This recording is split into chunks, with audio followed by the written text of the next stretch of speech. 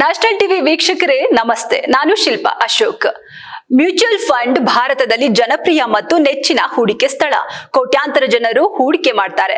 ಭಾರತದಲ್ಲಿ 2500ಕ್ಕೂ ಅಧಿಕ mutual fund ಸ್ಕೀಮ್ಗಳಿದ್ದು ಅವುಗಳಲ್ಲಿ ಯಾವುದರ ಮೇಲೆ ಹೂಡಿಕೆ ಮಾಡುವುದು, ಫಂಡ್ಗಳ ಬಗ್ಗೆ ಮಾಹಿತಿಯನ್ನ ನೋಡ್ತಾ ಹೋಗೋಣ.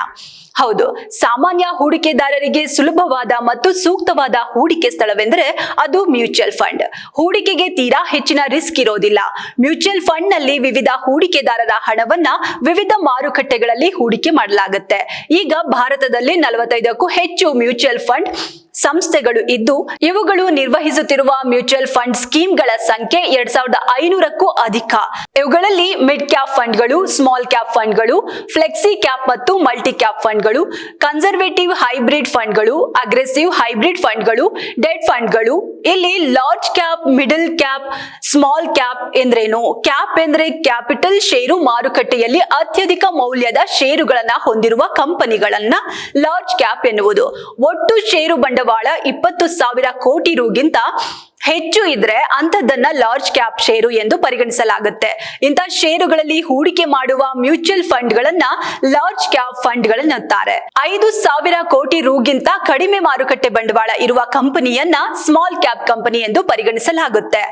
ಲಾರ್ಜ್ ಕ್ಯಾಪ್ ಮತ್ತು ಸ್ಮಾಲ್ ಕ್ಯಾಪ್ ನಡುವಿನದ್ದು ಮಿಡ್ ಕ್ಯಾಪ್ ಕಂಪನಿಗಳು. ಇಲ್ಲಿ ಲಾರ್ಜ್ ಕ್ಯಾಪ್ ಷೇರುಗಳಲ್ಲಿ ಹೂಡಿಕೆ ಮಾಡುವುದನ್ನು ಹೆಚ್ಚಿನ ರಿಸ್ಕ್ ಹೊಂದಿರುವುದಿಲ್ಲ. ಮಿಡ್ ಕ್ಯಾಪ್ ಕಂಪನಿಗಳು ಭವಿಷ್ಯದ ಸ್ಟಾರ್ ಎನಿಸುತ್ತವೆ. ಹೆಚ್ಚು ರಿಸ್ಕ್ ಇರುತ್ತೆ, ಹೆಚ್ಚು ರಿಟರ್ನ್ ಕೊಡಬಲ್ಲುವುದು.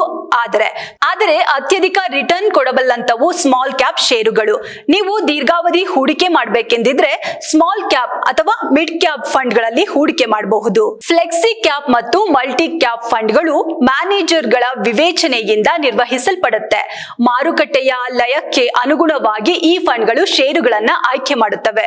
ಫಂಡ್ ಮ್ಯಾನೇಜರ್ಗಳ ಮೇಲೆ ನಿಮಗೆ ನಂಬಿಕೆ ಇದ್ರೆ ಫ್ಲೆಕ್ಸ್ ಕ್ಯಾಪ್ ಅಥವಾ ಮಲ್ಟಿ ಕ್ಯಾಪ್ ಫಂಡ್ಗಳಲ್ಲಿ ಹೂಡಿಕೆ ಮಾಡಿದ್ರೆ ಹೆಚ್ಚಿನ ರಿಟರ್ನ್ ಸಿಗುವ ಅವಕಾಶ ಹೆಚ್ಚಿರುತ್ತೆ. ಡೆಟ್ ಫಂಡ್ಗಳು ಸರ್ಕಾರಿ ಬಾಂಡ್, ಕಾರ್ಪೊರೇಟ್ ಬಾಂಡ್ ಇತ್ಯಾದಿ ನಿಶ್ಚಿತ ಆದಾಯದ ಸೆಕ್ಯೂರಿಟೀಸ್ ಮೇಲೆ ಹೂಡಿಕೆ ಮಾಡುತ್ತವೆ. ಫಿಕ್ಸೆಡ್ ಡೆಪಾಸಿಟ್ ಗಿಂತ ತುಸು ಹೆಚ್ಚಿನ ರಿಟರ್ನ್ ಅನ್ನ ನಿರೀಕ್ಷಿಸಬಹುದು. ಹೈಬ್ರಿಡ್ ಫಂಡ್ಗಳು ಈಕ್ವಿಟಿ ಮತ್ತು ಡೆಟ್ ಈ ಎರಡೂ ಕಡೆ ಹೂಡಿಕೆ ಮಾಡುತ್ತವೆ.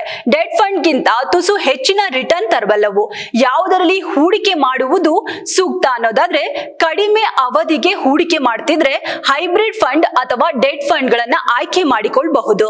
ದೀರ್ಘಾವಧಿ ಹೂಡಿಕೆಗೆ ಮಿಡ್ ಕ್ಯಾಪ್ ಮತ್ತು ಸ್ಮಾಲ್ ಕ್ಯಾಪ್ ಸೂಕ್ತ.